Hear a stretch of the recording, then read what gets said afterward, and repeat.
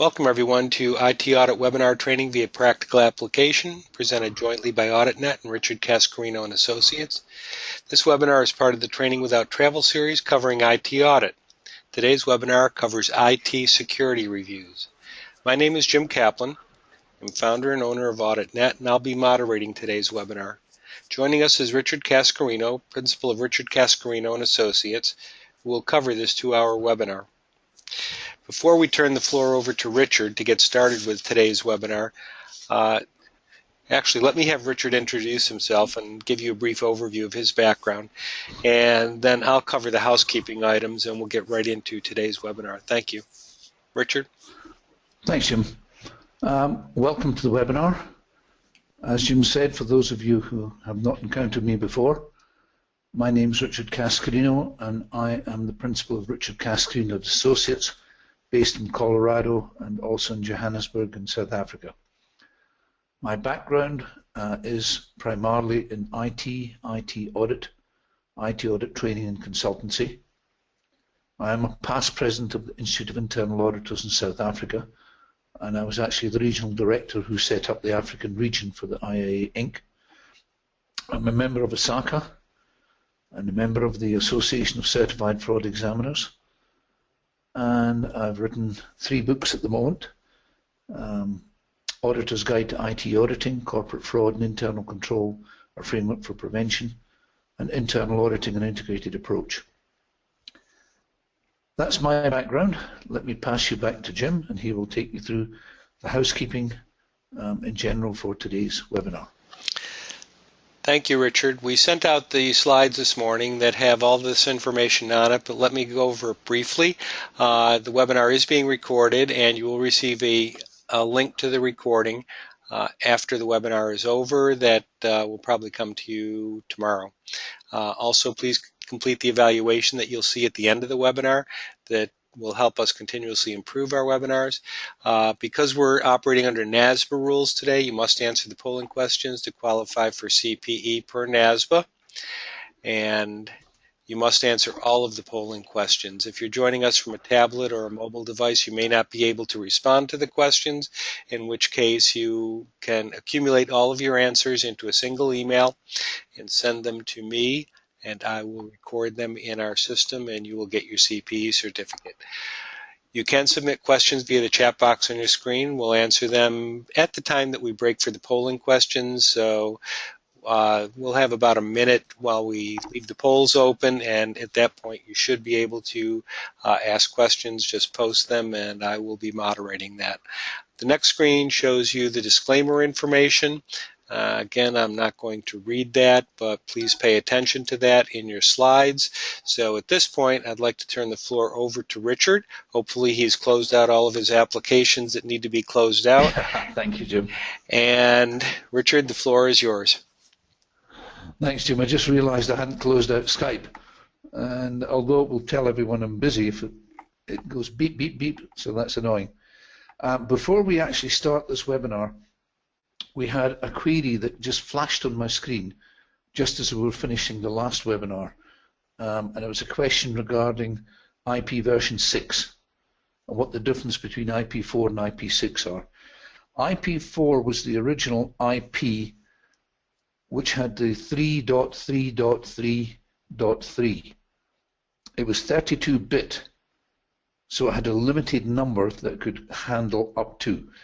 And the problem was not the absolute number, it was a problem that each of the subsets of 3 meant something. So you could only get up to 999 within a subset. So they came up, to overcome that, they came up with version 6, which is 128-bit addressing. So it can address much, much bigger. But there's a problem, and that is that IP4 and IP6 are not compatible. So you need to put some software in between to allow IP version 4 and IP version 6 and handle both of them simultaneously. Okay, so let's take a look at today's webinar and today's agenda. We're going to start off by having a look at computer security. So why worry about IT security? We'll have a look at some of the computer security risk areas and what the criteria for effective security are. We'll have a look at computer operations and why we worry about that. We'll have a look at application security, change control, control over viruses, the concept of the access model. We'll have a look at tailoring an operating environment and auditing an operating environment. I will have a look at the role of 3 security packages, and the ones I'm using at the moment are for the big mainframes, RACF, ACF2 and Top Secret. And then we'll finish up by looking at the internet and firewalls. Now, we've already covered the internet on the previous webinar, so we won't be going into a tremendous amount of detail on that. Okay, so let's kick off and have a look at computer risk. Well, they tell the story of the plane that took off from South Africa heading for New York. And about an hour into the flight, a voice came over and said, "Ladies and gentlemen, welcome aboard the South African Airways flight to New York. You are flying on the latest of our flights, our latest of our aircraft. It is a Boeing 999, and this machine is fully automated. It's the very latest. It's completely computerized. In fact, it's so computerized there are no pilots on board. We took off by computer, we will fly by computer, and we will land safely by computer. Everything has been tested to the nth degree, and nothing can possibly go wrong, go wrong, go wrong." So whenever someone tells me this is a computer and nothing can go wrong with it, I always think, you mean nothing can go wrong, go wrong, go wrong. What can go wrong? Probably the biggest threat facing computer users these days is straightforward unavailability of the systems. We have become so dependent on our computers that when they are not available, it is a disaster. And it's not just computers. If you think about mobile applications, if you think about mobile phones, if someone took away your mobile phone, what would you do? Mobile phones these days have become the equivalent of calculators in the workplace 20 years ago. Unavailability is a massive, massive risk. Inaccuracy and incompleteness of data, where 2 + 2 does not necessarily equal 4. Computer abuse, and that can be abuse from an outsider, it can be hacking, it can be straightforward sabotage, denial of service, coming back into unavailability again. But there are other forms of sabotage.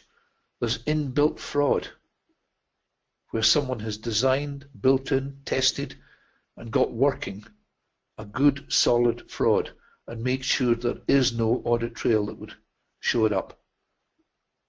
Manipulation, manipulation of your system, manipulation of your communications, manipulation of your actual operation itself or your data. And straightforward loss of confidentiality, either at your machine level or in your communications. So if that's what the risks are, what is at risk? So we can have a look and see what do we actually have to worry about. Starting from the bottom, our hardware. Now, we're all aware of the theft of cell phones, smartphones, mobile devices, PCs, local area networks. In South Africa a few years back, the IT department came in on a Monday morning and the mainframe was gone. And when they went to security and said, "Where's the computer?" Security said, "The men took it away." What men took it away? The men with the truck. What truck?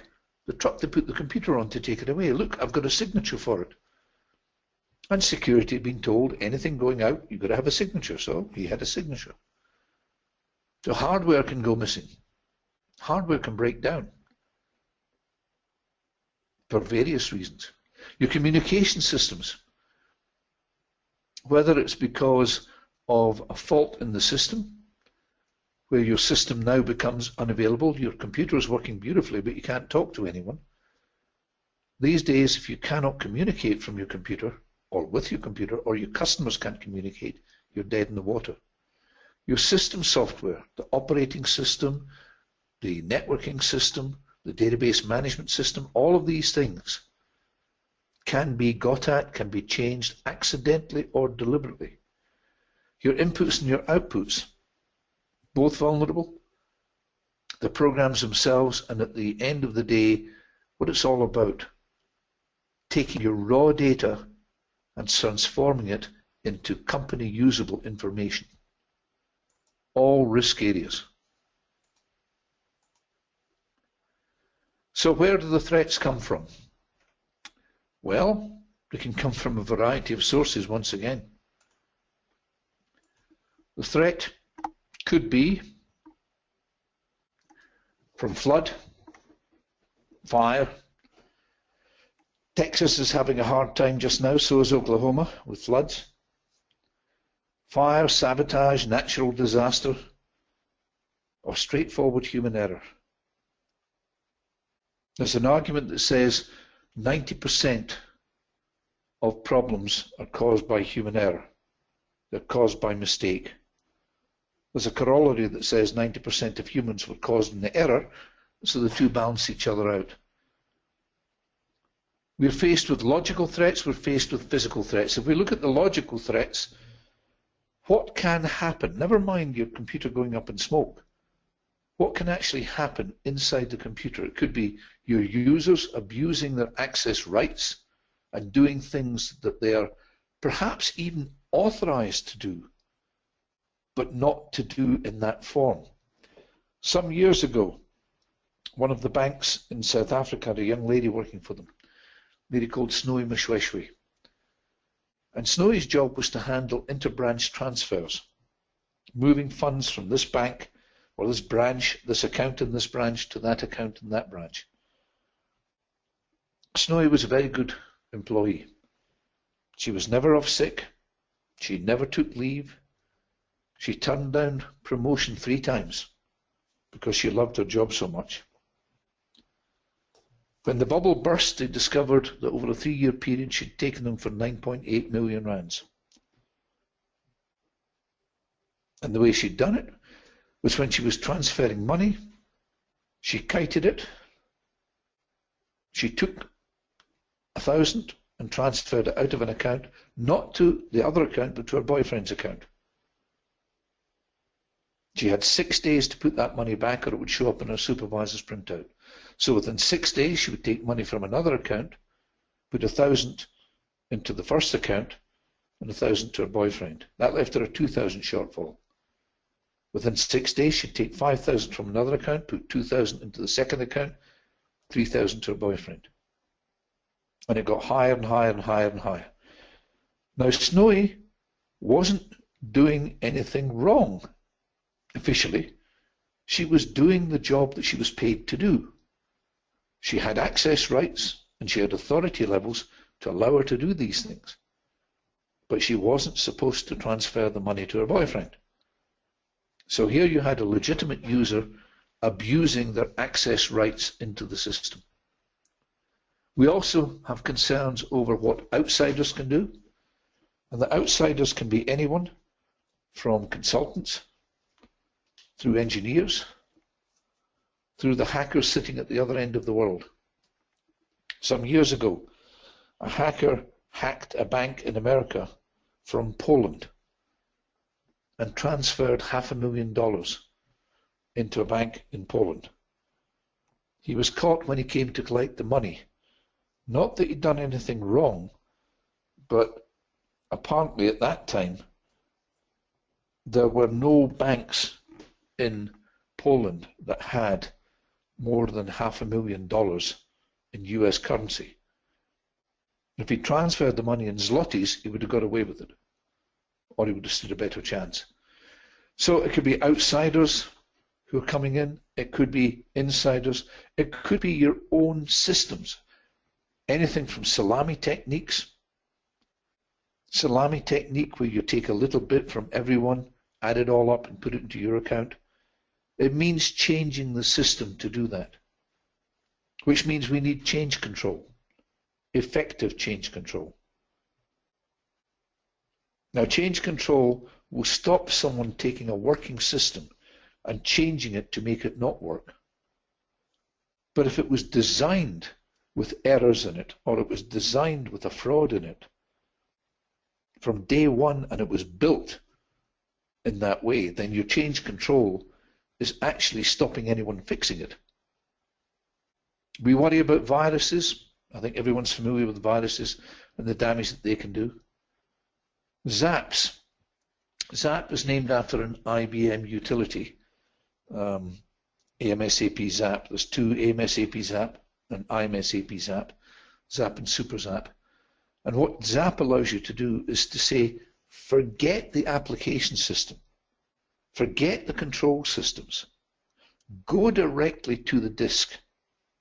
You see that 5, I don't like it, make it a 9, Zap. And it does it. Now all that's left is a log that says a zap was run. It doesn't tell you what the zap did or what it did it to. So zaps, very dangerous pieces of software. That's a standard utility, and you need that because if you need to fix the operating system, IBM will give you object code and you zap the operating system. But any programmer worth the salt can write a zap. It's not a difficult thing to do. And it will not be called IMSAP Zap, and it will not necessarily leave any trace. Trojan horses, a bit like a salami technique. It's a piece of coding that's sitting there, unauthorized coding, and it will sit dormant until somebody outside says the coast is clear, go. And that's slightly different to a time bomb. Time bomb will trigger itself based on whatever circumstances the programmer told it to do. Now, a lot of viruses are time bombs. They install themselves. Some of them will wait until your disk is 70% full before it wipes the disk. There's no point in wiping an empty disk. So let me wait till the disk is well full and then wipe it. Data diddling, whether I'm using zaps or using built-in threats, I can go into the data and manipulate it without going through the application system. Peeking named after a command in BASIC, in the basic programming language. You can peek, which means you can look at the data, and you can poke, which means you're zapping the data. You're poking a 9 in instead of a 5. These are all threats, logical threats within the system. So the question is, are you at risk to these threats? So the first thing we need to do is assess the risk. And the way we look at that is we'll look at our systems to say, how many users, what kind of users? Does the organization have security awareness? Do the users have security awareness? What are the value of assets under the control of the computer systems? How sophisticated are the users? We have some very, very sophisticated users these days. Do outsiders have access? If so, what are they allowed to do? I had a problem, this computer that I'm using right now. I was doing some work for a client in America, and I'd had this computer about 3 months, and the DVD drive packed in. So I phoned, in this case it was an HP, I phoned HP, got through to the help center in India, and said I've got a problem. And they said, okay, activate this and activate that, and we will come online and interrogate this. I said, you must be joking. You want me to open up my system to you? You will be able to observe everything we do. I said, you mean you will be able, I will be able to observe everything that you let me see that you're doing? I'll phone you back. So I took the drive out, the hard disk out, put in a clean hard disk, disconnected all communication with the bank's computing, connected again to the internet, said, okay, now you can come in online and try it. So they came in online, found the problem. They said your disk drive is packed in, your CD drive is packed in. We'll send you another one. It arrived within 24 hours, and I put it all back together again. But how many users, whether it's with Microsoft or the hardware supplier, would simply turn around and say, okay, I will let you in. And you grant an unknown outsider with access to potentially all of your systems. We need effective change control. So do you have effective control? Do you do your own development, or do you buy packages? If you buy packages, who tailors them? What are your operators capable of doing? Do you have passwords? Are they properly managed passwords? Some password management can be very effective. Some of it is not. A lot of organizations will log what's going on inside their computers. Does anyone ever look at the logs? If you're logging and nobody is monitoring what's going on in the logs, then it's actually worse than not having the logs, because you get lulled into a false sense of security that says because we are recording, therefore everything is okay. Nothing can possibly go wrong. So looking at these risks at the application level, our prime areas within application systems, we take information in, we classify it, we summarize it, we update files, and we report the results of our processing. Question: can you rely on your data? From a security perspective, at a minimum, you're looking for everything that's going on inside that computer, and that application system needs to be documented. The documentation must exist and it must be up to date. It has to adhere to organizational standards. It has to be modular. Where possible, we'll use CATs, and it's got to be maintainable. Change control. Key element: when we make changes to our systems, once we are running live, do we control change, or do we control risk rather, or do we introduce risk? When changes are made, are they authorized changes? If you look at many sites, you'll find that changes get made when a change request comes in a form CR1 and it's signed off by a manager. Which manager? Well, it says Fred Smith. He's the head of that section, and there's a squiggle underneath. Is that Fred Smith's signature? Do you know what Fred Smith's signature looks like? Do you know what changes Fred Smith is authorized to authorize? And assuming that you get all of that right, are the authorized changes in fact carried out? And do they actually go into the live environment? In other words, are we controlling our changes, or is this simply a paper trail that's recording what is supposed to be happening? At the end of the day, lowest common denominator, who actually makes the changes? When we look at operations from a security perspective, we have to worry about physical site control. Now, that's fine in a mainframe. You've got locks on the gate, and you've got barbed wire, and you've got burglar alarms and all the rest of it. But when your physical site is a tablet and your records are held on the cloud, how do you control access to the tablet? Because on that tablet, in all probability, are all of the passwords I need to get into the cloud. And probably on the password, actually, on the tablet, actually on the tablet itself are the log files that show me which sites were visited. So I can look at the log files and see this person accesses these sites, and in all probability the passwords are actually going to be on the tablet. So having stolen the tablet, I've stolen access to everything. Operation standards and procedures for backups, for recoveries, library and file controls, backup and restart controls, and God forbid, disaster recovery planning. These are all risk areas within operations, and these are controls that we need to have.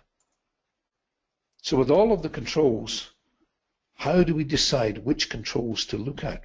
All of that risk over security, we need to look for what are the prime controls for an area. Now, what is a prime control?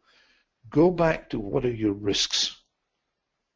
If your risk is unavailability, what controls do we have that will stop unavailability, that will detect unavailability early, and that will allow you to fix unavailability? If your concern is over unauthorized disclosure, what is going to stop it? What is going to detect it? What will let you fix it? So we're looking for the prime controls for our risk area. Ideally, we're looking for the controls which cover multiple areas, but some of the controls will address that risk and that risk only.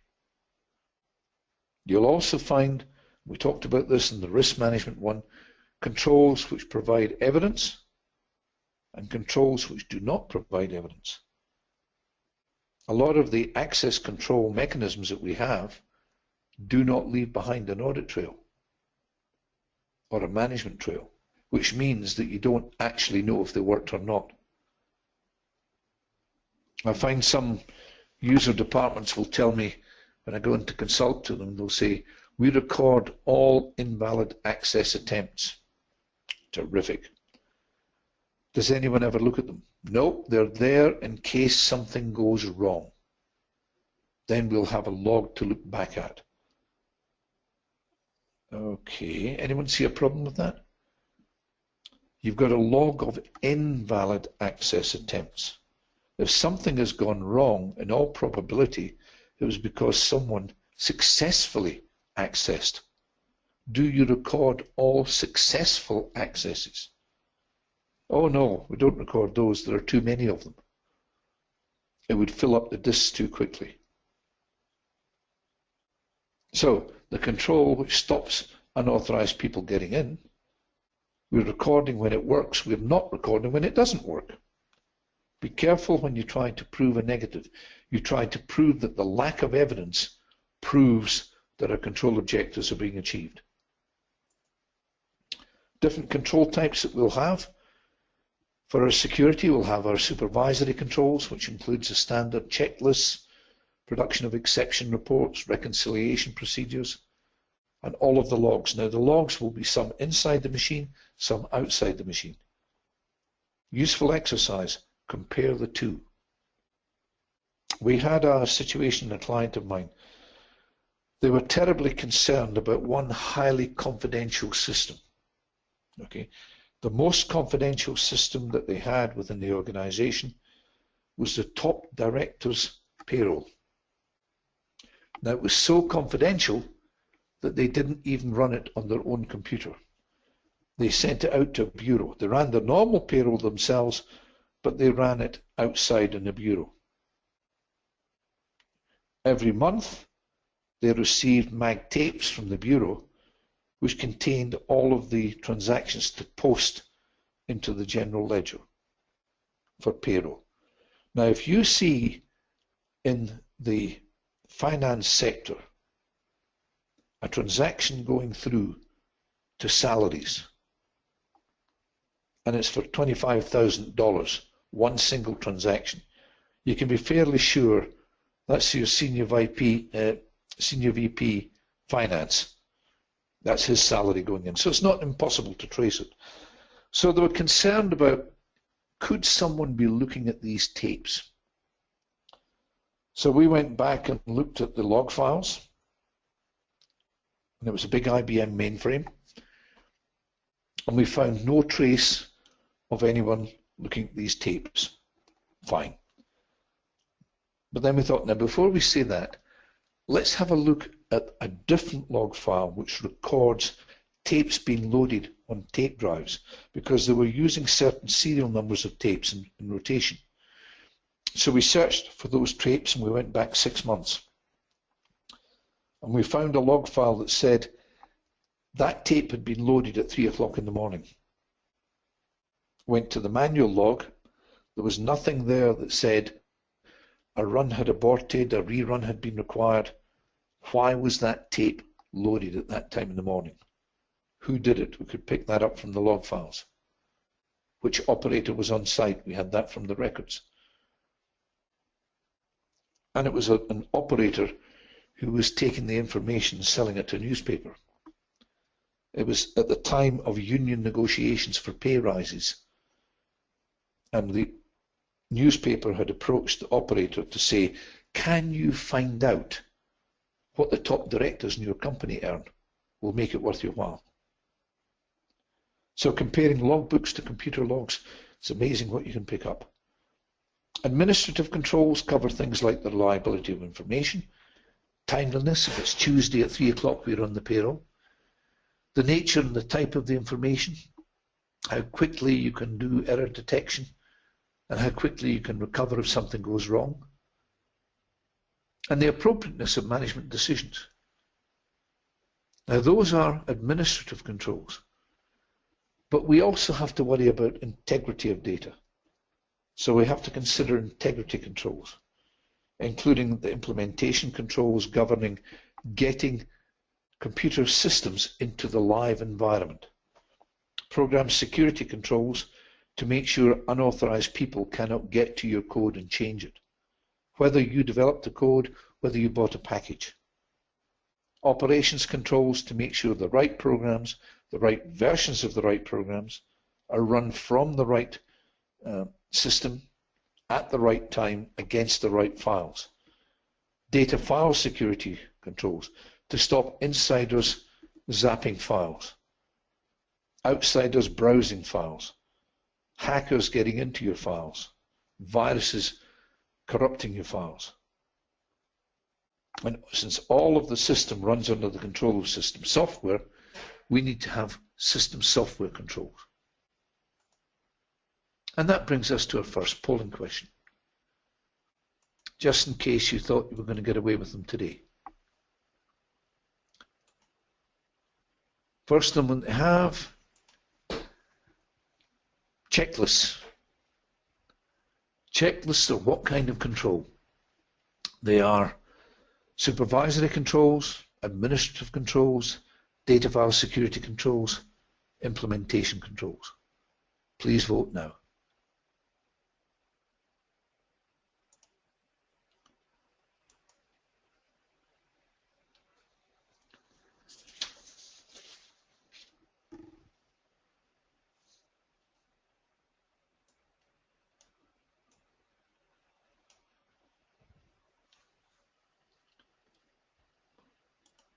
And I'll close the poll and share the results. And the majority of people have gone for a supervisory control, which of course it is. Okay. It's one of these things that's a very powerful supervisory control if the supervisor uses it, if management use it to oversee what's going on. If they're using it to overlook what's going on, has no effect whatsoever. Okay, moving on.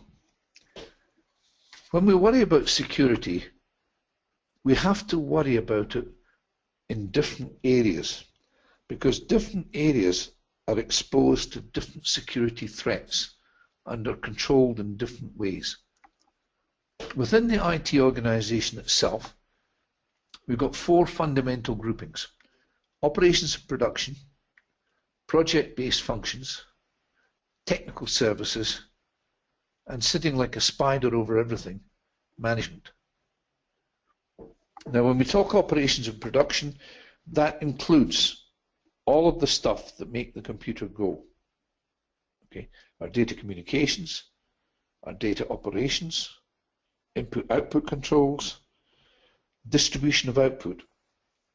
And distribution of output can be a significant threat for example, for confidentiality. Now, it's easy enough to say, well, output distribution, that's to make sure that the right printout goes to the right person, or that only certain people can see the result on the screen.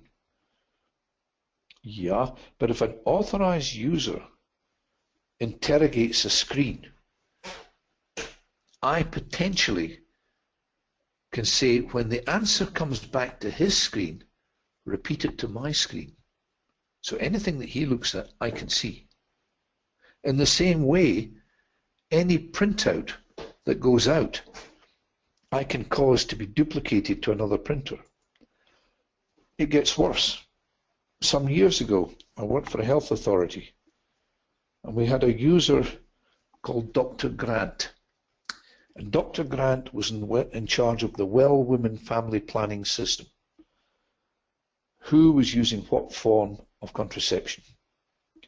And Dr. Grant was terribly concerned about the confidentiality of this information. So much so that when printouts came out, she had one of her young ladies trained on how to change the paper in the printer in the machine room. Big high-speed printer. But there was a problem, because there was a Perspex window into the printer, and she was concerned that the operators might look through the Perspex window. Now, this thing was printing at 1200 lines a minute. So, who's going to read that? I don't know. But just in case they did, she had a big yellow line painted on the floor of the computer room. And when the printouts were running, none of the operators were allowed to cross this yellow line. And her young lady sat in a chair next to the printer doing her knitting, waiting to change the paper in the printer. Of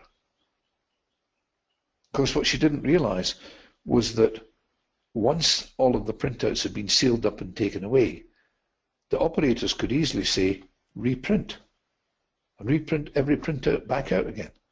Or even bring it up on a screen, look at it, and delete it, or even change it.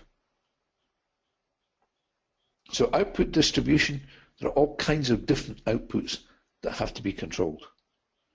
Backup and recovery, including disaster recovery planning. For many organizations, backup and recovery is taken care of centrally by your IT division. Question: can you actually recover?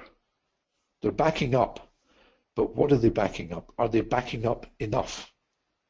Are they backing up the things you need backed up in order to be able to recover?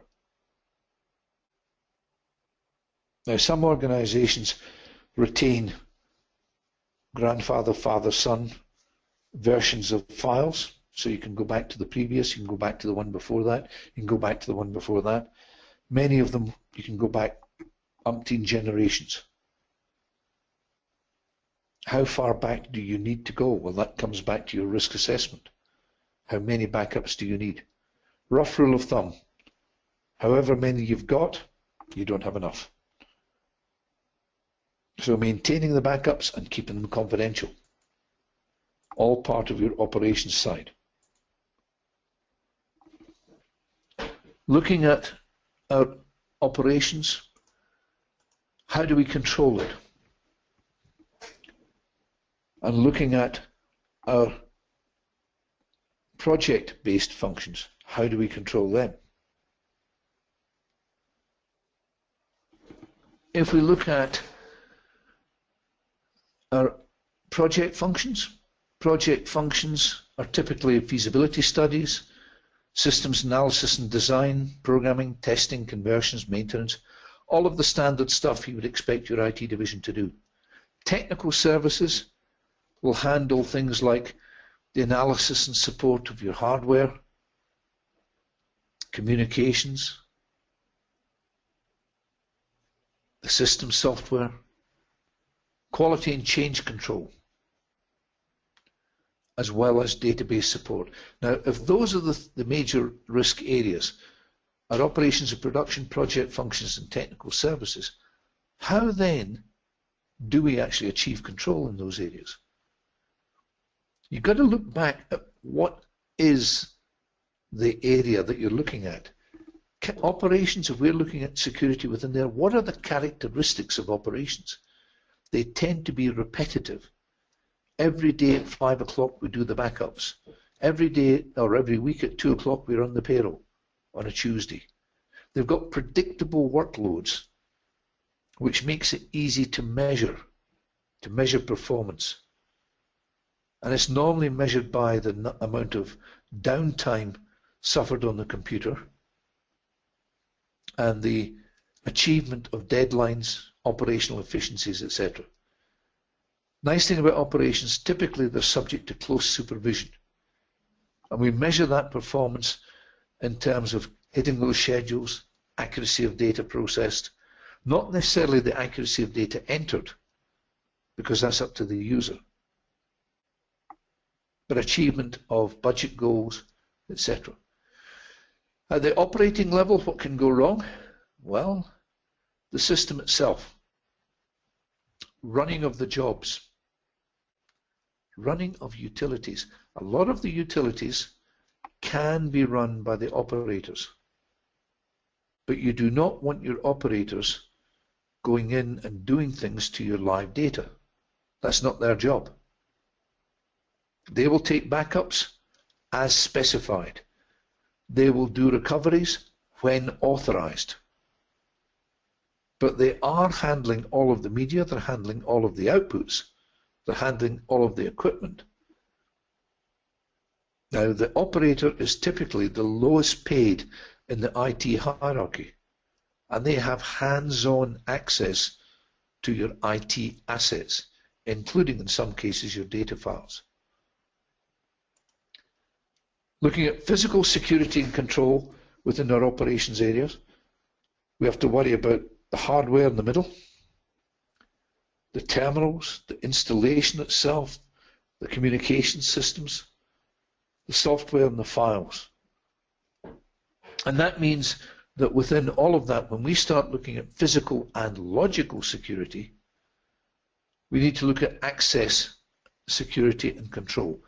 Restricted entry points, physical entry, logical entry. Access granted on a need-to-have basis. You don't need to have, you don't get. Now, access is normally granted based on a senior manager who may or may not understand the risk.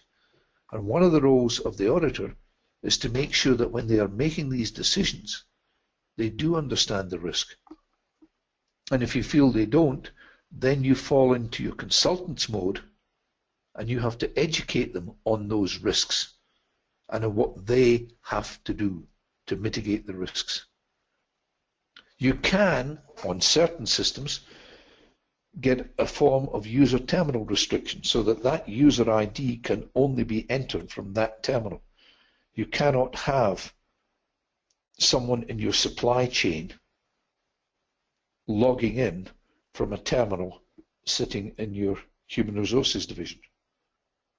You cannot have someone in the payroll section logging in to your purchasing system. You can go for a user terminal restriction.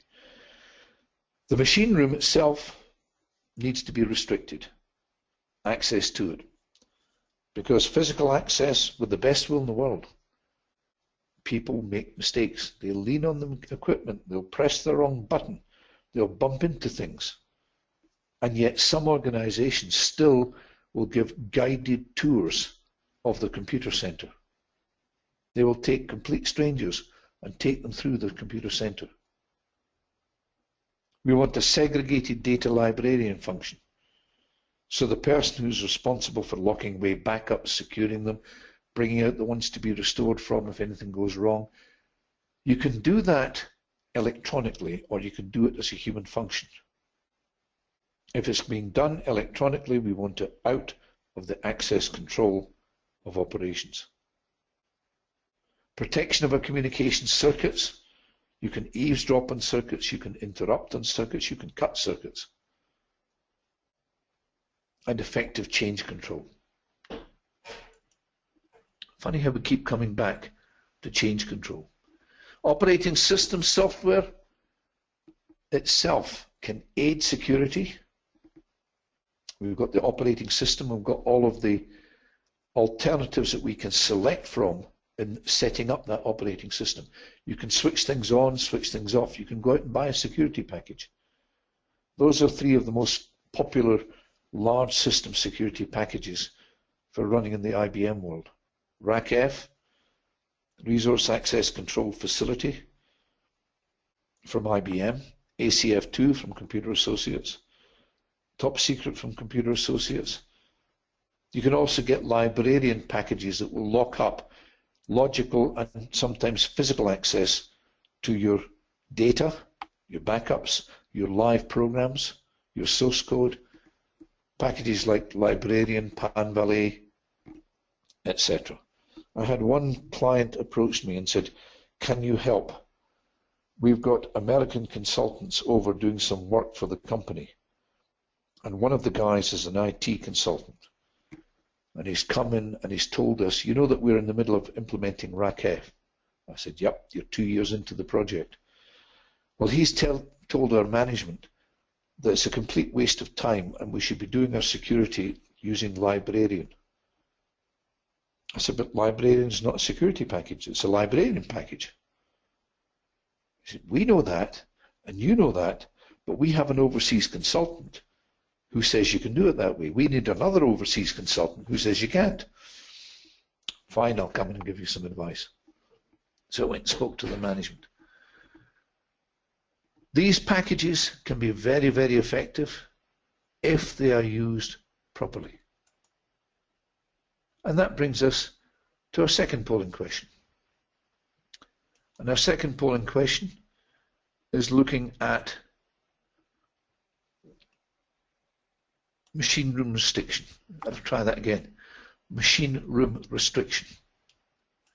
Machine room restriction is an example of a conversion control, change control, access security control, output control. Please vote now. Once again, you don't have to get it right, but if you want your CPD, you do have to do it.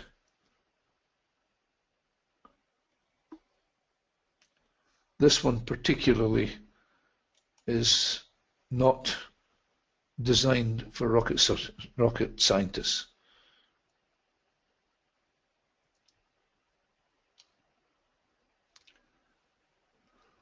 A couple of votes still to come in. I'll give you another 5 seconds. 3, 2, 1, done. And we have 100% going for an access security control. If you got that wrong, I would kick myself. Okay. It would not be your fault, it would be mine. Let's hide that and carry on. And let's take a look at application systems and the effect of the different types of application systems. You can get systems which are small, systems which are common, systems which are sophisticated or unique systems.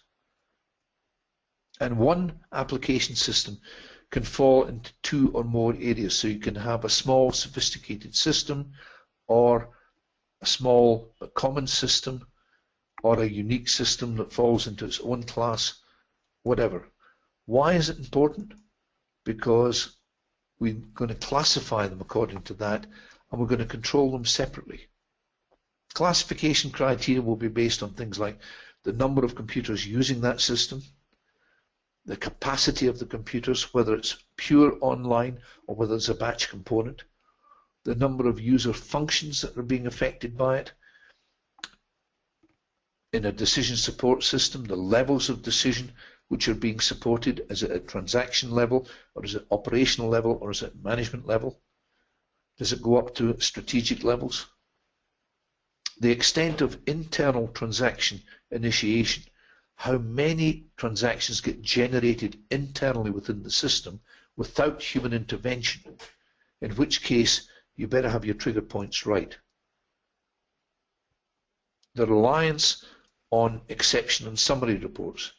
Do you get detailed reports out at all or not?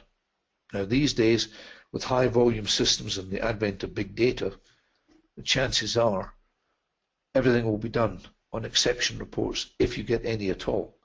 There will be no visible audit trails. So any audit trail which does exist will either exist within the machine or not exist at all. How many of the controls are in the user environment and how many are programmed?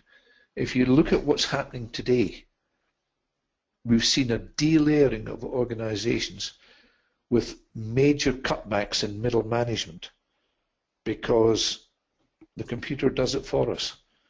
In the olden days, the manager had to sign off purchase orders. Now the computer will recognize that inventory has dropped below reorder level, will calculate the economic order quantity, will select the chosen vendor, will place the order with the vendor, will record the receipts coming in, etc., and the human being's gone. We got rid of the manager. We don't need him anymore. And we also can look at the extent and quality of controls, of files that are being used. So what is a small application? Small application, typically a single computer. It could be one single desktop computer, or it could be one mini computer. But typically small capacity. Most of the transactions come from outside. People sit and enter things into it. The outputs tend to be highly detailed, and typically we control those with user control. Now, in a lot of our systems these days, when it's working on a mainframe, a big mainframe, a lot of the controls are sitting inside the box. But then the raw data that's coming out gets downloaded onto an executive's laptop computer so they can take it home to look at it at night. And now the control is totally under the user control. Confidentiality, availability, integrity of information, 100% in the user's area. Do they know the risks? Do they have the appropriate controls? Are they using them?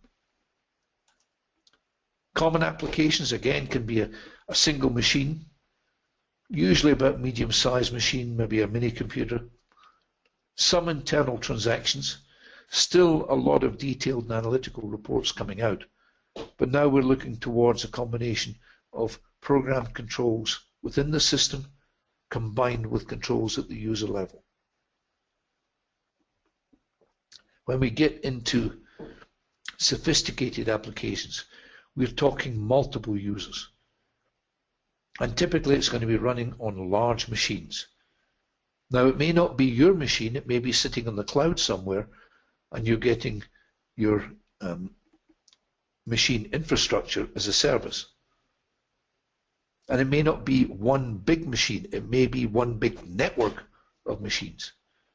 But typically in sophisticated applications, that is transparent to the user.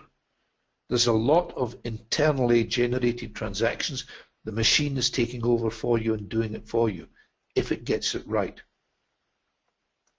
I've been watching with excitement and apprehension these cars that you can buy that will parallel park themselves. And you see them putting them into a tiny little parking space. And you pat yourself in the back and say, that's great. Unfortunately, the car that you have now parked very, very close to does not have a parallel get out computer. So a human being is now going to try and get out of that space next to you and going to reverse into your car. So when you've got extensive internally generated transactions, your controls may be excellent. How good are the controls on the computers that you are communicating with? Because in the same way as the car, they can drive into you and dent your car. Same thing applies with the computer. You've got the controls to stop you denting them. Can they stop denting you? But we've put all of our controls inside the box now with a sophisticated application. Typically summary outputs, no visible audit trail, and control is normally exercised by program procedures. Unique applications, these are the ones for huge networks, huge computers, massive integrated databases. This is where you're getting into big data. Extensively programmed controls because nobody outside the box understands anything that's going on. Which means if something does go wrong, error resolution can be incredibly difficult. And recovery from a denial of service, for whatever reason, can also be equally difficult. Let me take you back in the day to Joe's Mac system. Okay, this is going back pre-computers, and you'll still find a lot of these systems sitting out there in the workplace, where the purchasing department makes out a purchase order, sends it to Joe. When the goods come in, the receiving department makes out the goods received note, sends it to Joe. When the bills come in, the accounts payable department sends the invoices to Joe. Joe does all the matching between purchasing and receiving and accounts payable and makes sure that we're only paying for the things that we bought and we received everything that we ordered and only what we ordered. And when Joe's happy, Joe makes out a voucher, a check gets prepared, goes to the supervisor for review, gets signed off, and gets sent off to the vendor. And that kind of system you'll find still to this day. Then came Joe's batch system. Someone said to Joe, you should get a computer. So now we have purchasing sending Joe the inputs, receiving sending them the inputs, accounts payable sending Joe the inputs. Joe takes them all, batches them together, puts them into the computer, the accounts payable file gets updated. Anything rejected goes back to Joe and he corrects it, puts it back in again, makes sure that everything balances. The checks get produced either from the computer or clerically. They go to the supervisor for review, they get signed off, and off they go. And you'll still find quite a few of Joe's batch systems around. In the fullness of time, Joe's boss went down to the country club and got told, oh, you're old-fashioned, you must get one of these modern, all-singing, all-dancing, real-time systems. So Joe went online. And now purchasing, make out their own purchase orders, do they edit and update directly themselves online, update the outstanding orders file, get a printout of the purchase orders on an ongoing basis to get outstanding orders reports. When the goods come in, the warehouse scans in the receiving memos, they're matched against the outstanding order file. The goods received file gets updated, the inventory file gets updated, inventory summaries come out, goods receipts and good costs come out. When accounts get the bills in, and they come in these days electronically, they're automatically picked up by the accounts payable system, edited, matched, updated against the goods receipt file. The accounts payable file gets updated, credit notes get produced where required, adjustments get made where required, journal entries get made where required. An accounts payable summary comes out for management. And at the end of the month, they whack in payment parameters, it matches against the account payment file, and an EFT transmission goes off to pay everyone. And it's all logged in a log file. Does anyone see anything missing? Unfortunately, Joe could not stand the pace, so he was retired early. And what happened to all the control functions that Joe did?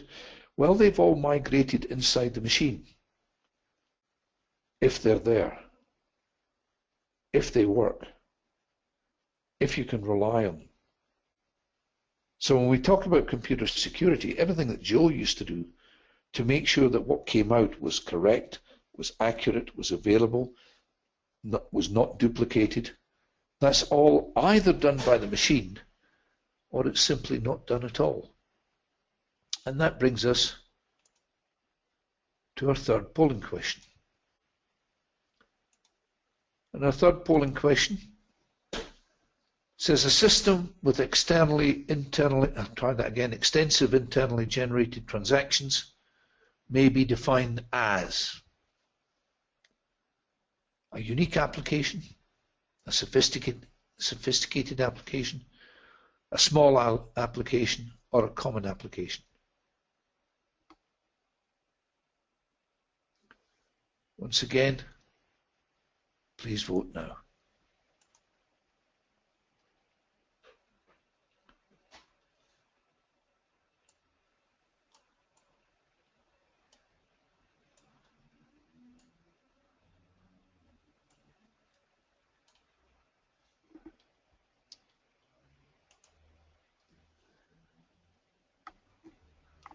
Almost completely full. And everyone's voted. I'll share the results. And the majority of people have gone for a sophisticated application. And that's correct, and that's of concern, because the more sophisticated it is, the further away you're getting from Joe. And the more you become reliant on the controls built into the systems. So the more proof the auditor needs that those controls are functioning and will continue to function as intended to mitigate the risk, and the more reliance that management is putting on those systems. Okay. One of the risk areas that we're worried about these days is viruses. Now, when I talk viruses, I'm including all forms of malware. Just to give you some history, probably the earliest viruses took the form of worms. And a worm is a piece of coding that basically reserves your resources for itself. So it will reserve memory.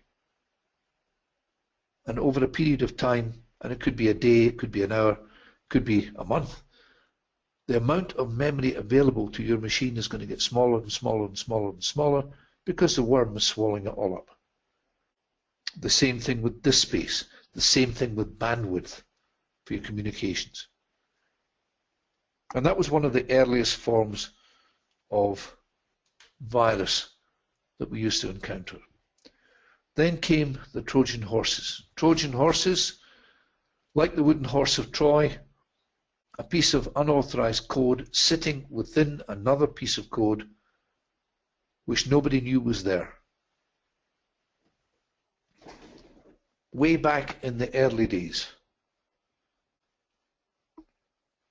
when I think it was version 1 of Excel, there was a specific cell that you could go to and put in a formula.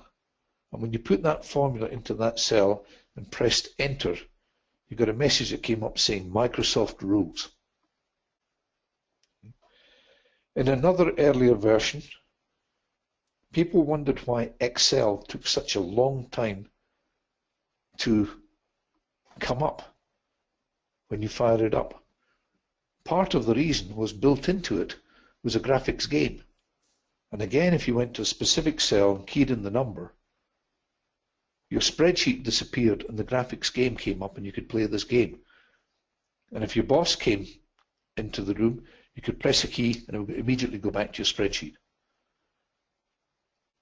Now, Microsoft did not intend that to be there. It was an unauthorized piece of coding, and it would not trigger unless somebody knew how to make it trigger. A time bomb, as I mentioned earlier, similar concept of the unauthorized code, but it will not trigger unless somebody actually makes it happen. We had a situation in South Africa some years ago. There's a horse race that takes place in Durban every year in July, and it's called the Durban July. And it's the big premier horse race, a bit like the Kentucky Derby. for South Africa. And it takes place on a Saturday. One Friday, a company in Johannesburg, which had depots in Cape Town, Durban, etc., all over the country, one of the systems in Durban crashed. So they sent a programmer down to find out what was wrong. And he flew down. It's about a 2-hour flight. Worked on it, found the problem, stayed overnight. He was due to fly back in the morning. But he said, well, I'm in Durban, I might as well go to the races and watch the Durban July. So he stayed for the race and flew back that night. Everything was fine. 1 year later, the same problem occurred and the system went down.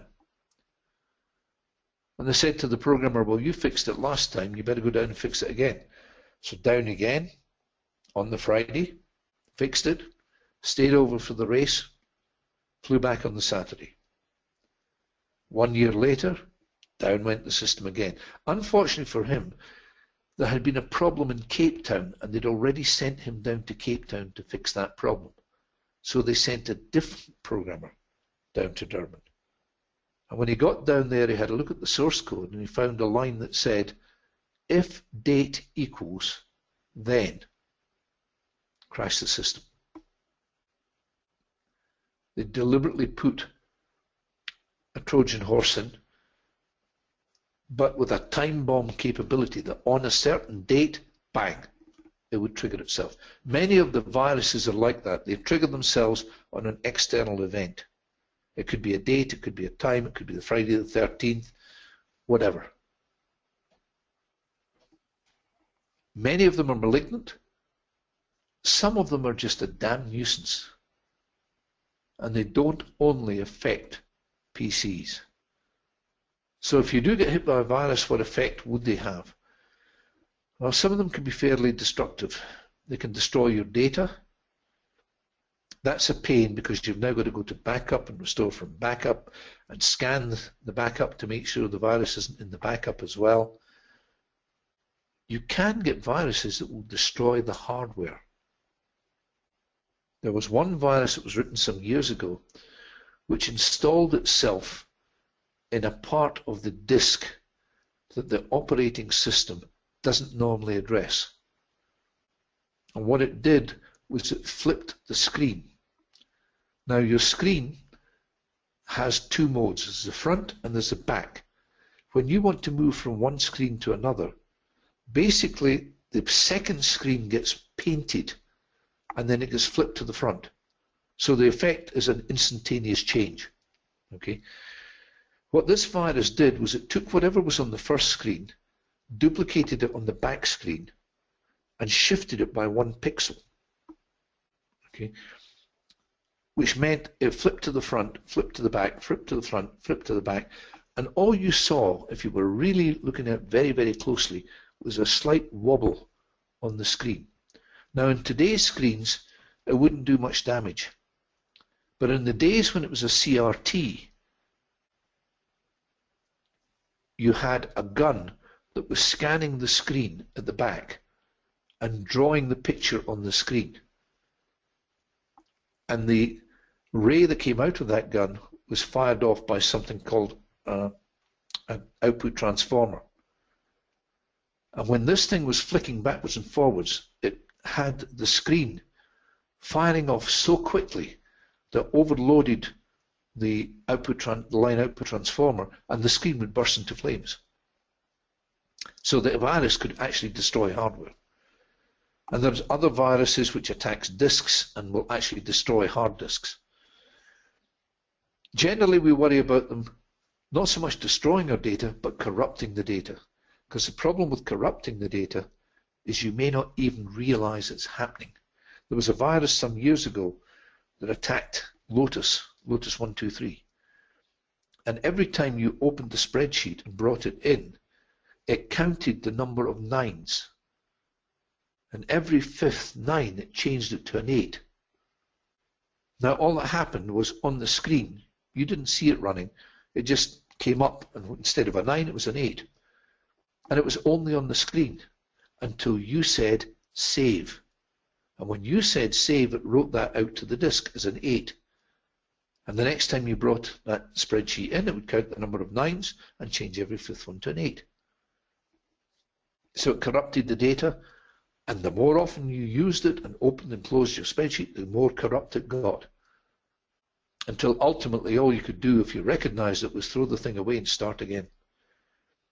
You also get viruses that simply display things. There was a nice one some years ago called Cascade, and you'd be working away typing with a word processor, and you would look and you would say, hang on a second, I've missed a character there, and you would go up to put the character in, and out of the corner of your eye you'd see another character falling down the screen, and then another one, and then you would see at the bottom all of these characters are falling down the screen and accumulating at the bottom. And it got faster and faster and faster. Now, once again, all it was doing was corrupting the display.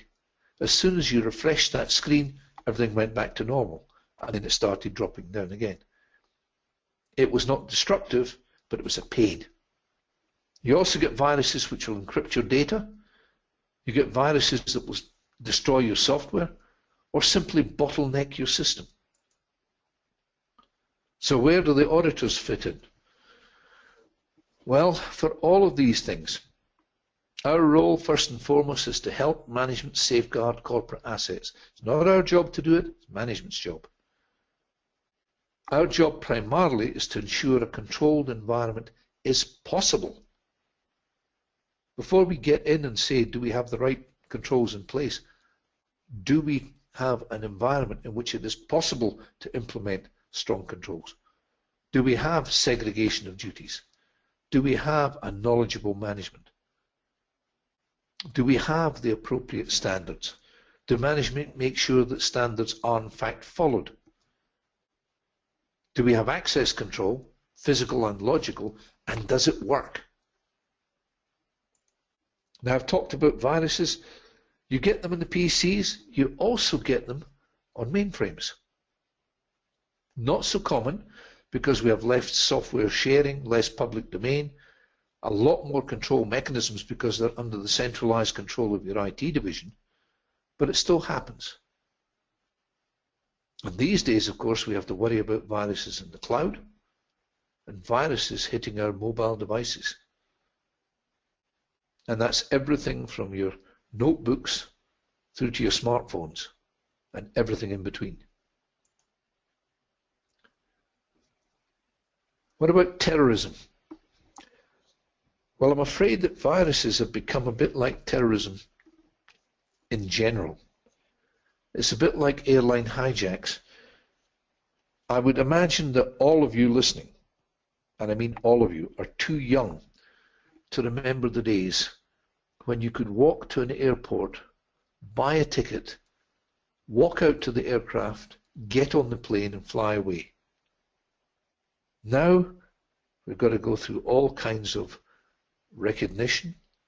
We've got to go through metal detectors. We've got to go through homeland security. And all of that terrorism has created a permanent view on aircraft. If you walked out to an aircraft these days and they did not check you, you would be worried. You'd be worried about getting on the plane. And viruses and the like have created a permanent change in our view of computer security. Open system or open sesame? User-friendly? You could be dead. Open architecture could be an open door. And we're now getting to the stage where computers hack each other and hack themselves. We're in the era of the botnet. Botnets, some of the biggest botnets that have been found, over 500,000 computers in one botnet. So we're seeing well-designed viruses that come in via application systems and they lie dormant.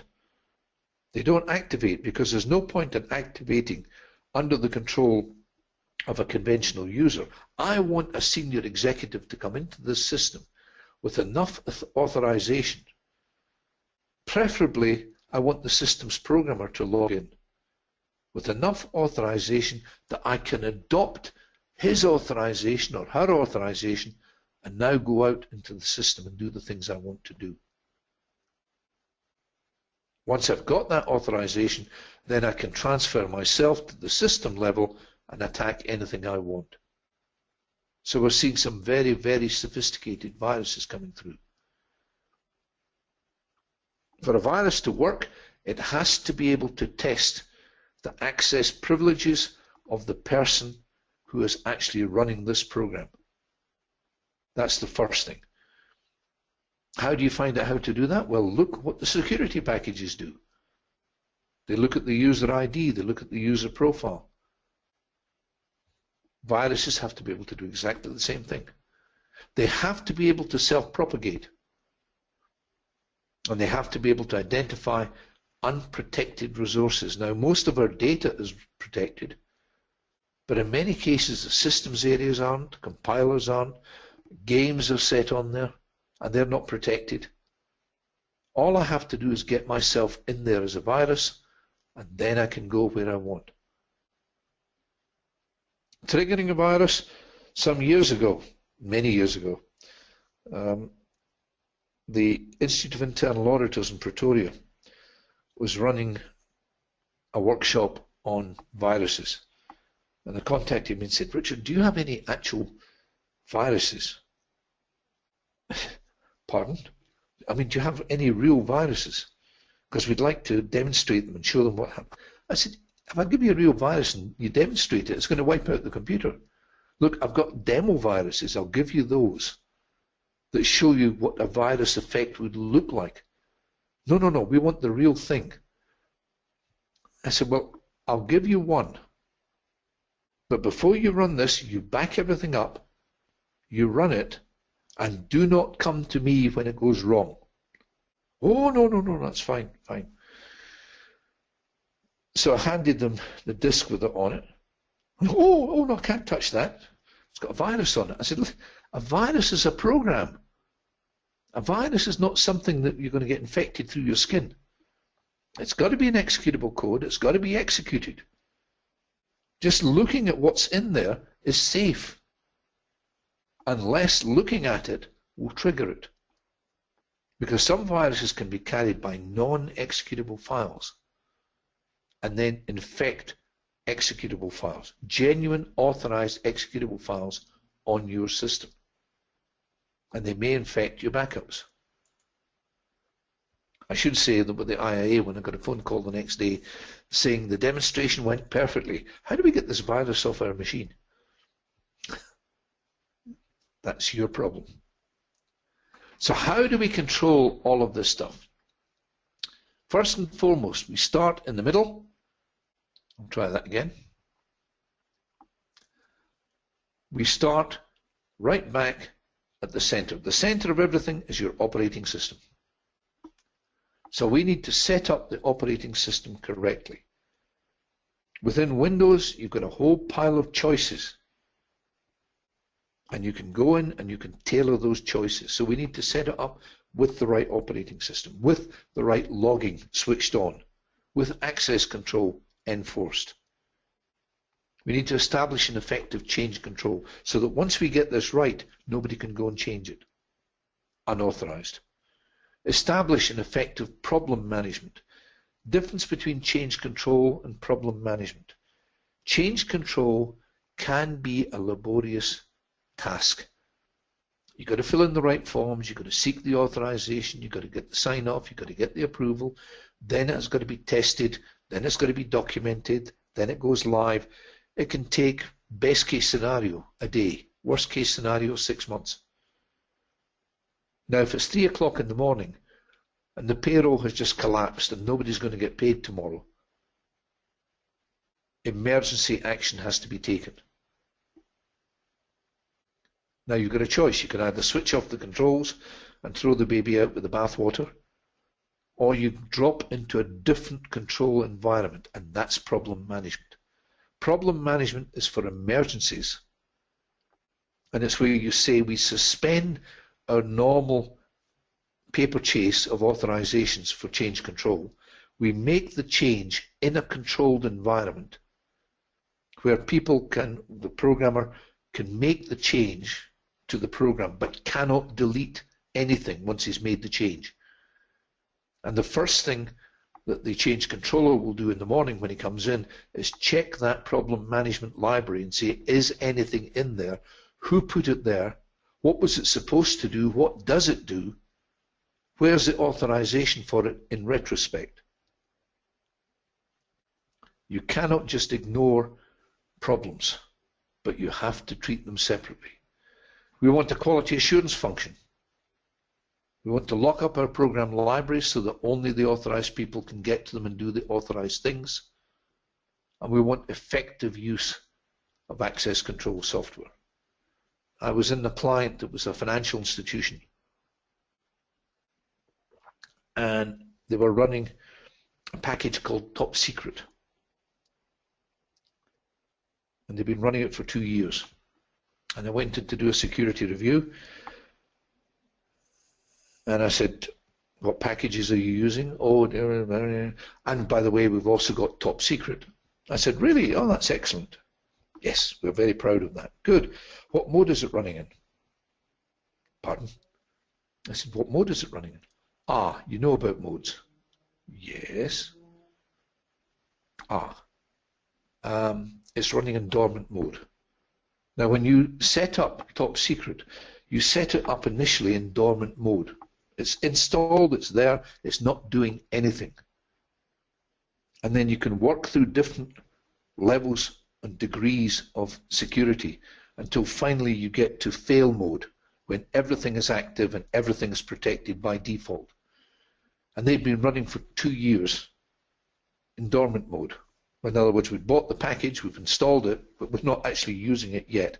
And for 2 years, their external auditors had said, access control is well controlled. They are using Top Secret, which is a well-recognized package.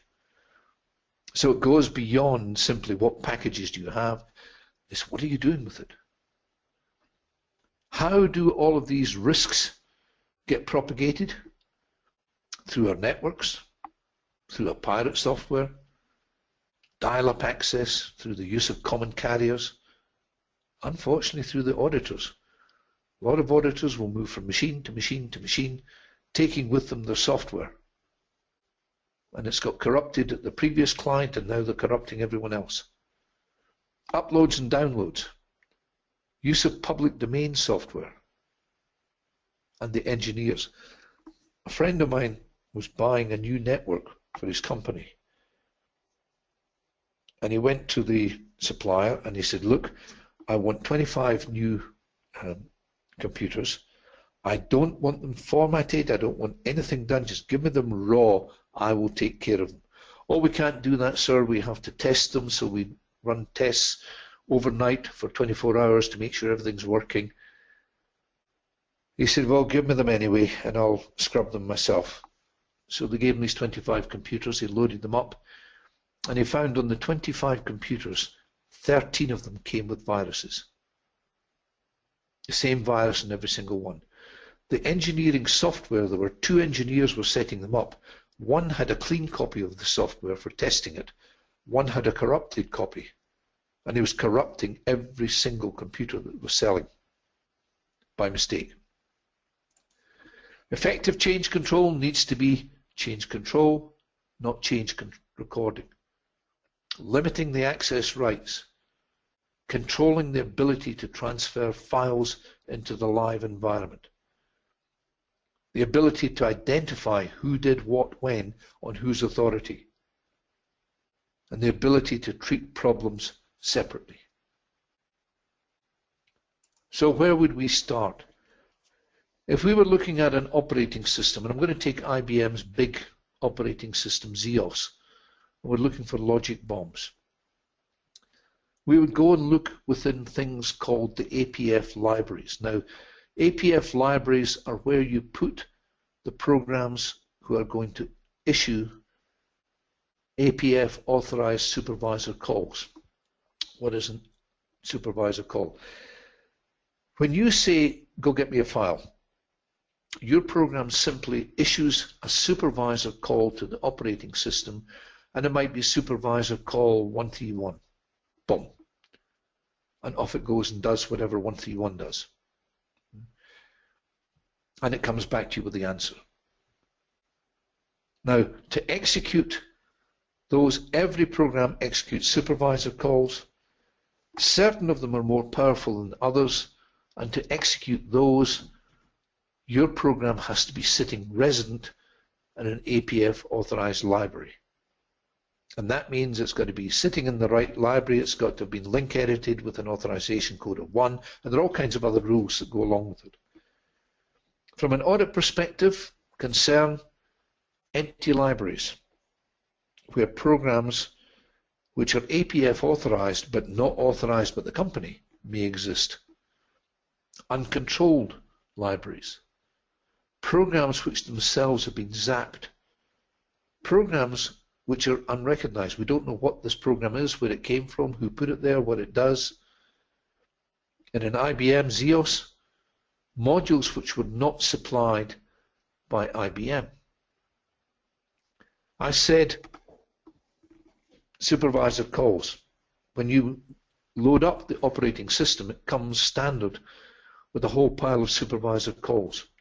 As you install new software, let's say for argument's sake, you install Top Secret as a security package.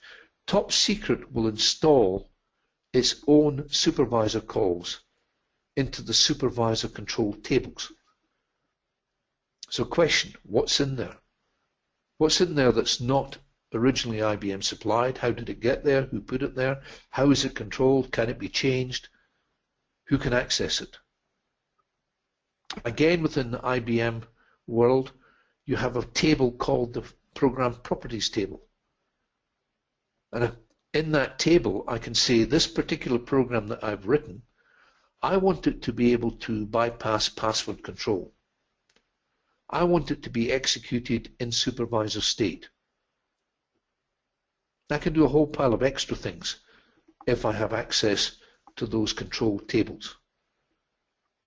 So question, who can access them? Who can access the program properties table? Who can access the parameter libraries? Who can access the system exits, user appendages, subsystems, link pack areas, modifiable link pack areas, and basically anything that looks suspicious. Now, bad news. If you're going to do a security review of any operating system, any at all, the first time you do it, every single thing is going to look suspicious because you have no idea what it is and what it does. So you have no choice. You've got to check everything. And that means hitting the manuals, coming back, looking at the parameter files, going back to the manuals, coming back to the parameter file. A big operating system, if it's the first time you've done it, can take you 3 months to do a security review, looking for the appropriateness of the controls. Problem. As soon as you've finished it, they change things. So you're still looking at the administrative controls governing who can go in and change what. Is it authorized? Who checks it? Is it tested? How do you know? Etc. Once you've done it for a few times and you're familiar with that particular operating system and that particular version of that operating system with those particular parts of it installed, then it becomes a piece of cake to actually monitor what's going on and go in and just print out those areas that you are of particular concern, as long as you're sure that the other areas are being properly controlled. Because one of the things that can happen in any operating system, and I'm talking PC, I'm talking mainframe, is you get trapdoors and backdoors. Trapdoor and backdoor, again, is a piece of coding, unauthorized coding, that's hidden and used when needed. Now, the idea behind them and the reason we get them is because a programmer is working on a system. If it goes down, if it crashes for any reason, he wants to be able to get in, fix it without having to go through all this rigmarole because it's not live yet, we're still testing the system. So you'll build a backdoor in that will allow him in. And that's great.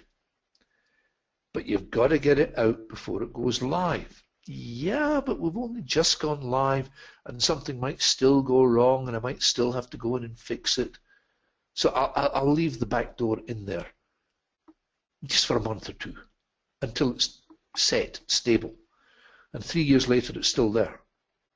And the problem is, because it's there, anyone can use it if you know how. And if you trip over it, oh, look, there's a backdoor. And from a penetration perspective, if you go, assuming you're using some kind of package, if you go on the hackers' bulletin boards, and their websites, their blogs, and you say, I've got this package, what's its known vulnerabilities?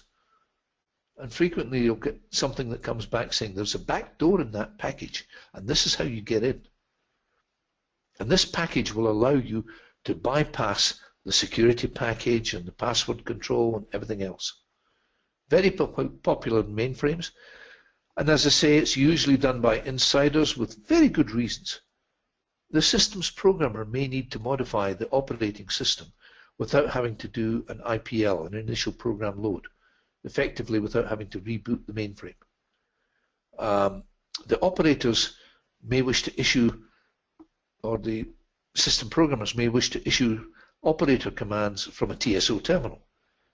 They may need to get in if something goes wrong at 3 o'clock in the morning. All of those are bad reasons. That's a common reason that you get given for putting a trapdoor in case something needs to be fixed in a hurry. You mean in case something needs to be fixed in an unauthorized manner. I do not want you fixing things in an unauthorized manner. Why not? Because they may be tripped over by the wrong person.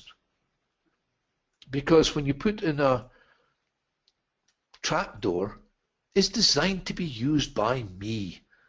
And I know me and I'm not going to make mistakes. So I don't need security in there. Anything, any change, including the operating system changes, has to go through change control. You do not want the machine run by the systems programmers. The operator operates the machine. Your system security should not be bypassed at the will of any member. Trojan horses are a popular tool for hackers. It's a type of malware. And you can get software, you can buy it on the internet fairly cheaply, where I can put it onto my machine. It's designed for my machine, for me to install on my machine, and I can use that to monitor what the kiddies are looking at and make sure they're not getting into pornography, etc., etc.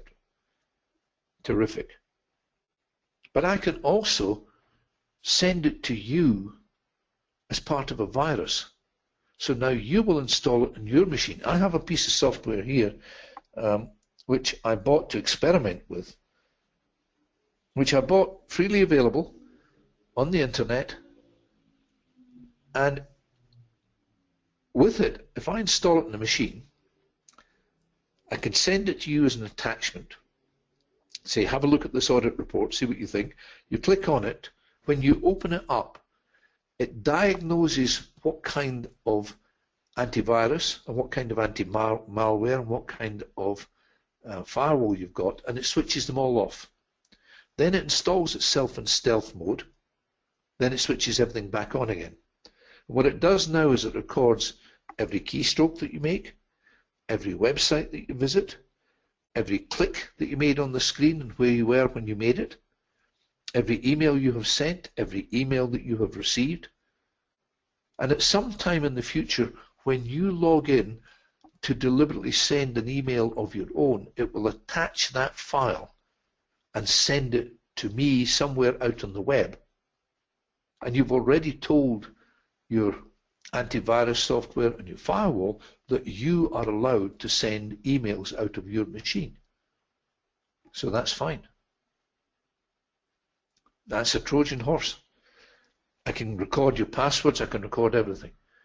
You can control against that by good administrative controls. You do not click on attachments. In fact, we will block attachments coming in. Trojan horses are often used to spread viruses, but the difference is they're not hidden away, they're stuck right out in front where you're going to trip over. There was a virus came in many years ago that purported to show one of the pop stars of the time dancing in the nude. And people downloaded this thing and executed it. And when it executed, it trashed their hard disk and gave them a message that says, serves you right for trying to look at her in the nude.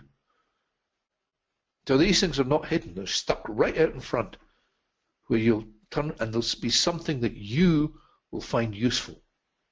It could be an audit report, it could be, here is a textbook you might be interested in. Click, oh dear. And if you're lucky, you will know it's oh dear. If you're not lucky, you do not know that it's oh dear until it's too late. And that brings us to our next polling question. Polling question number 4. Polling question number 4 is looking again at risks in communication. And I'll launch that.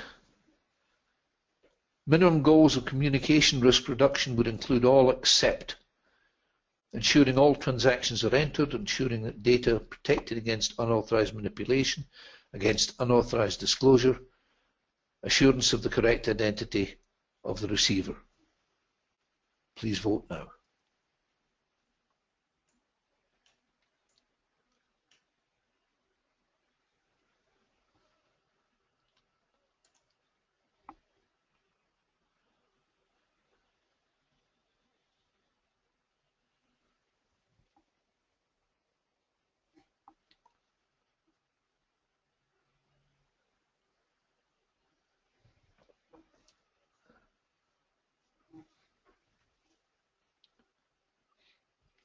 Almost all there.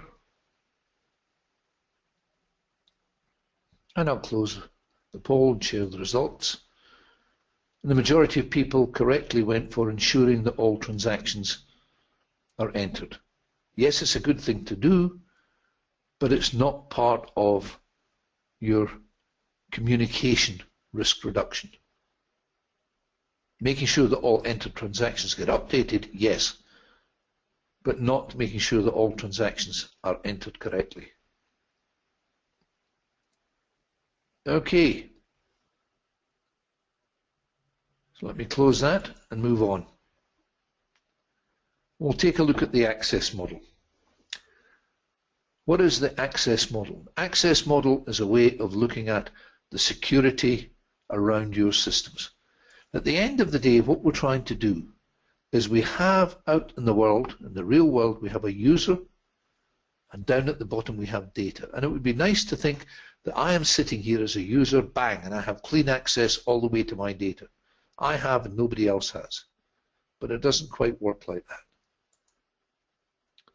First thing I have to do is talk to the computer. So I'm going to have to sit with a terminal of some kind, log into that terminal. The terminal is going to have to talk to the computer, and it does that through some form of communication software. I'm using this in the big IBM world, so that's typically done by something called VTAM, Virtual Telecommunications Access Method. But every operating environment, there'll be something to handle the communications. Okay. Now at that stage, it doesn't know who I am. It doesn't care who I am. All it cares is what is the network address of this terminal? What communication protocol are you using to talk? And where is it you want to go when you get in here? So it says here is a user, is coming in. This is a conventional user. They want to process transactions. So fine. VTAM will now say, I will pass you on to a transaction processing monitor. In the IBM world, very commonly KICS. It doesn't have to be. It could be IMS-DC, IDMS-DC, Datacom-DC. There's a whole string of them that it could be. But out here, there is something that now says, who are you? What transaction do you want to process? Which program is that going to be processed by? Are you authorized to process that transaction? Are you authorized to process that transaction from that terminal? Potentially, all of these things can be checked at the TP level. When it gets the right answers, it will then pass it on to the appropriate application system, which could be a package that you bought, it could be one that you wrote yourself, it could be in any programming language that you choose. And within that, we'll have the application controls, the business-oriented controls, to give us security at the application level, to make sure that 2 plus 2 does always equal 4. And ultimately, your application program is going to say, okay, now give me the file, update the file, write the file out. And it will do all of these things using file access methods. It could be going out through, in the IBM world, virtual storage access method. It could be going out through IMS database, IDMS database, Oracle, whatever, who will then put the information on or off of the disk itself. And all of that lot is running within and under the control of the operating system. But that's the conventional user route to data. There's a whole pile of people out there who are not the conventional users. Now, those other people are still going to come in through telecommunications software, whichever one that you're using, and they're not going to come in to process transactions. They're going to come into things like editors, to run utilities, to run execute tools, and it could be coming into things like TSO, Roscoe in the IBM world, Candy in the Unisys world, whatever. It could be the network controller. He could be coming in through NCCF, through TAF. All these packages are simply designed to allow other people to do other things. But if I go back to the previous page, right, previous slide, what's to stop those people, when they're running editors, etc., coming straight down and editing the data, or editing VTAM, or editing Kix, or editing the package, or editing the database? Because all of these are controlled by files which are sitting on the disk. So if I do not adequately protect against others' access, whether it's insider others or outsider others, then I cannot necessarily rely on any of the controls that I built in my user path. And it's all happening under the control of the operating system. So what is an operating system? Other than the fact that it's either Windows or Linux or whatever. Operating system, simply a set of programs that permit the continuous operation from application program to application program with minimal operator intervention. That's what's supposed to happen. So what does it do? It simplifies the operating. If you look back at where we were 30 years ago, and you look at what we do now with Windows, what I would have given for a Windows-type operating system 30 years ago, everything had to be done the hard way. Optimizing performance, controlling information transfer, and logging everything that's going on. So the main functions of the operating system are to handle multi-programming, to allow multiple programs to run simultaneously without corrupting each other, to handle data, to put data onto the disk, to take it off the disk, to hand it to a screen, to take it in from a screen, to schedule the running of jobs, to make sure that you don't run the printout before you've done the update, that you cannot do B before you've done A, to handle virtual storage in your memory. Virtual storage, a way of taking big programs and squeezing them into very small memory spaces. Giving online access facilities and accounting for all of the time used and all of the budgets that were placed there. So we've got this operating system, but not everyone needs everything. So we tailor the operating system to make it do what we want it to do. And we worry about the why, the what, the who. Why? Because all options take time and take power, or put it another way, costs. And not every option is needed to be switched on in every environment, because a lot of them overlap functions, so you don't need it running 3 different times. When you bring in purchase software, they can bring in their own options, their own requirements. I may not need to log in Windows because I'm logging within my application environment. So I can switch off my Windows logs because there's no point in doing it twice, or not. The what? What does it do? What can we tailor? We can tailor our logging. We can switch on, switch off logs. We can tailor our supervisor library modules, which ones are going to kick in when you start up the system. Security levels, you can switch on, off, up and down. Security options. What are you going to allow your users to do? User exits, stubs or hooks. This is where the user can introduce their own control or their own programs that will run as if it was part of the operating system. Controlling our utilities. Controlling encryption, whether it happens and if so, how. So all of these can be tailored. They're there, but they're not necessarily going to run unless somebody says, I want it to run. So who does it? Well, it's done by our systems programmer. But they're not necessarily the one who makes the decision as to what should be done. That's usually decided upon by the information systems manager, the ops manager, the systems programmer, whoever. It's a problem because in many organizations they've only got one person who's got the technical ability to do that, possibly 2 if you're lucky. So division of duties between those becomes a problem. And you may end up having to use the computer to check what they're doing, using code comparisons, utility comparisons, looking at your system's maintenance logs. From your perspective, as an auditor, as a consultant, it's a lot easier. It's not your job to control this lot, it's management's. So the most powerful audit tool we have is our mouths and our ears. And the most powerful question we've got is, Mr., Miss, or Ms. Manager, how do you know? How do you know it's controlled? How do you know nobody else can do that? How do you know nobody can change it? How do you know he does everything he's supposed to do? Well, we have documentation. Great. What documentation?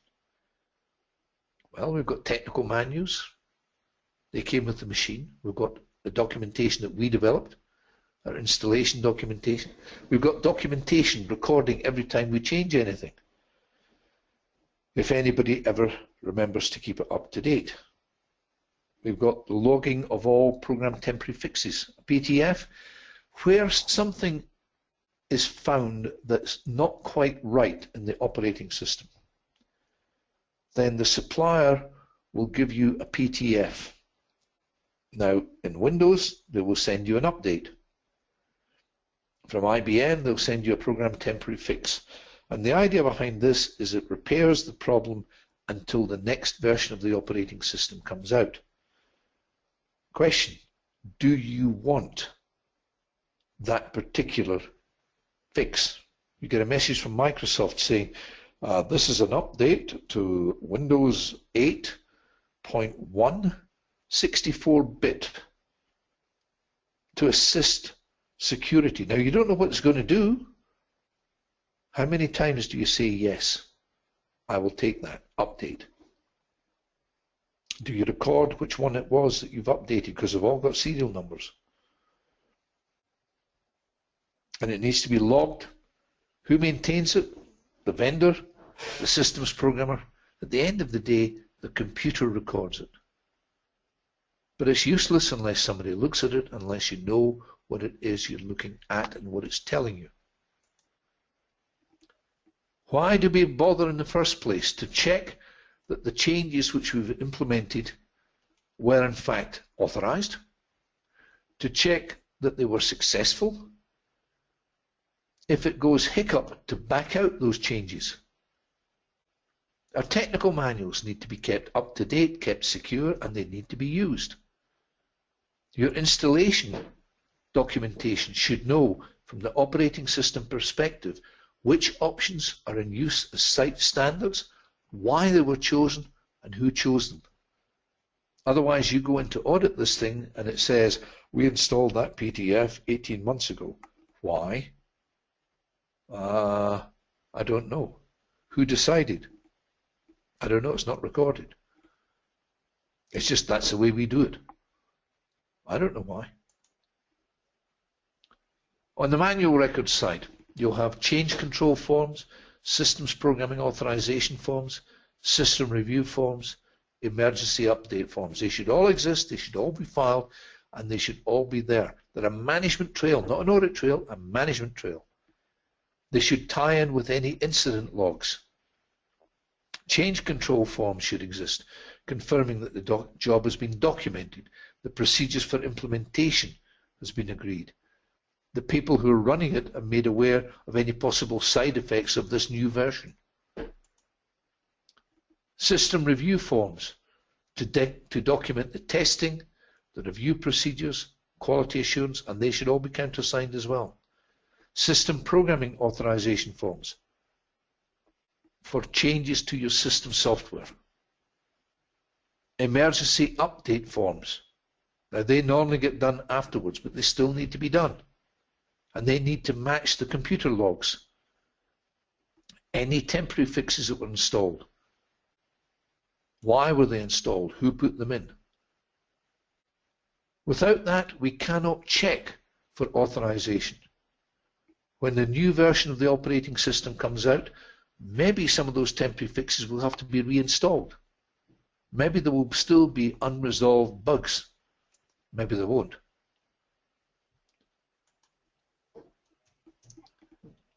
Incorporating installation enhancements in future releases. Remember, all of this stuff that we're recording is not done because the auditors came and said, oh, you must keep all these records. It's done because if you don't do it, ultimately the whole thing grinds to a halt. So who selects all these options? Management and the user management. It's their computer, it's their system. You may be called in as a consultant to be user management's representative because they don't understand the technology. So how can we help? Read the manuals. Speak to the system programmers. Speak to operations. Speak to the vendor. If you're stuck, call in a consultant. Find out. What you're looking for is, what is this computer used for? Where are the real threats? Are there any legal requirements? If we're going to recommend things, what are the overheads? And what is the trade-off between effective security and cost? Its implementation is going to be done by the systems programmer, control is done by management. It is not audit's function. Nevertheless, we want to keep the records and we want to look at the records.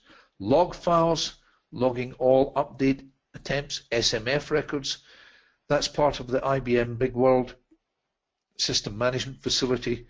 It's simply recording who executed which programs at which time, and you'll find that kind of log in every operating environment. And that brings us to polling question number 5. And polling question number 5 is looking at authorization. Retrospective authorization of changes may form part of problem management, change control, control file transfer, or limitation of access rights.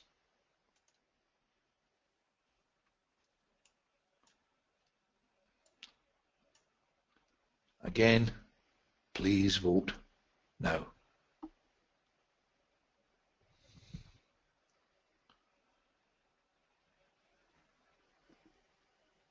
Now there's a key word in the question, retrospective.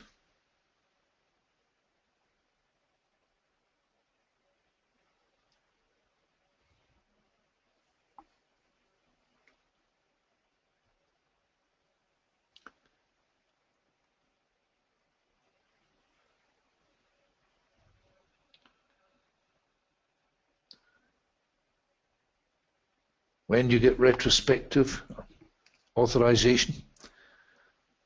I'll close it in 5, 4, 3, 2, 1, 0. 100% voted. I'll share the results. As I said, the keyword was retrospective.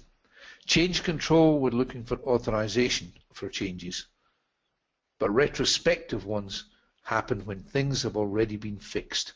And that happens in problem management, when something's gone severely wrong and you need to fix it right now. Bear in mind, IT security is not the auditor's job. IT security is a management responsibility. If you're looking at it as a consultant, you have to take a management's perspective. Look at what the underlying issues are and respond to them, or make recommendations that respond to them. And there are significant pitfalls to be taken into consideration. It is a major and complex exercise in risk management technology, where we're trying to protect the business, and we're looking at the use of technology, business efficiency, asset protection, privacy and confidentiality, ensuring against risk, and all of the legal issues which surround them. So it's a major exercise in balancing all of these protocols in risk management. Management's response: we can adopt a risk position that says we accept the risk or we don't accept the risk. We can insure against some of the risk, transfer it to someone else. We can bring in internal control to reduce the likelihood of something or the impact if it does happen. Overall, we're trying to get computer security, and it's only part of the risk profile. Pitfalls you will come across: the managers who trust technology. If it came out of the machine, it must be right. The other managers who say, we cannot afford to take any risks in this area whatsoever. Everything must be controlled. So you try to control it down to the nth degree and you grind to a halt. Internal control is not the same thing as computer security. It's part of it, but it's not the whole thing. And mixing the two up can cause major problems. Uninformed decisions. Management taking risk decisions without actually understanding what the risks are. Underestimating the effort. IT security is a major exercise from an implementation perspective, from ongoing administration, and from ongoing monitoring. When does it become a major risk? When it's uncontrolled. When you don't know for a fact that it's under control. When you're moving assets under computer control, where your authorization procedures are automated, where you have a concentration of valuable data. In a highly automated business environment, particularly with open-ended architectures. Firewalls can help. Logical and physical security mechanisms, but they are keeping outsiders out and insiders where they should be. And they are never 100% effective. We talked about firewalls in a previous webinar. It's only one layer of the security onion. It does not stop your insiders from doing things that they're not supposed to do. And that brings us to our last polling question. And that's looking at the tailoring of the operating system. Tailoring of the operating system consists of involving keeping records for tackling all bugs, authorization checking, faster auditing, or simply to keep the auditors happy. You can tell by the or simply that's probably not the right answer.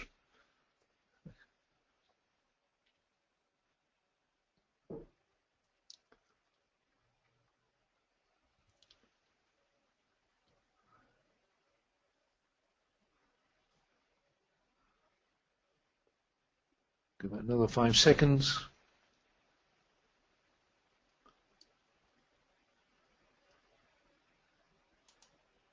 And the majority of people said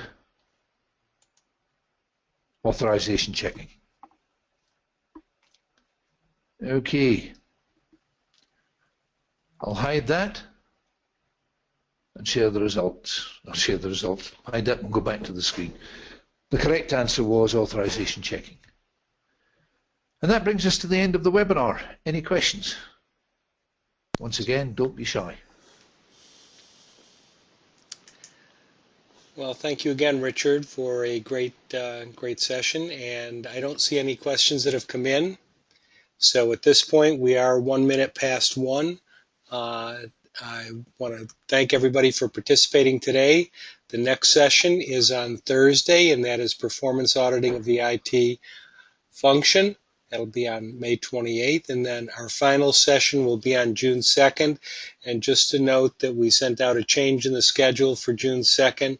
We'll be starting a half hour earlier at 10:30 and finishing up at 12:30.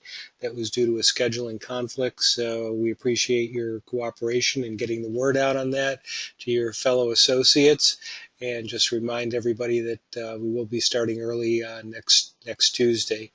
So thank you, Richard, for a great session, and everybody have a great day, and we look forward to you joining us again on Thursday.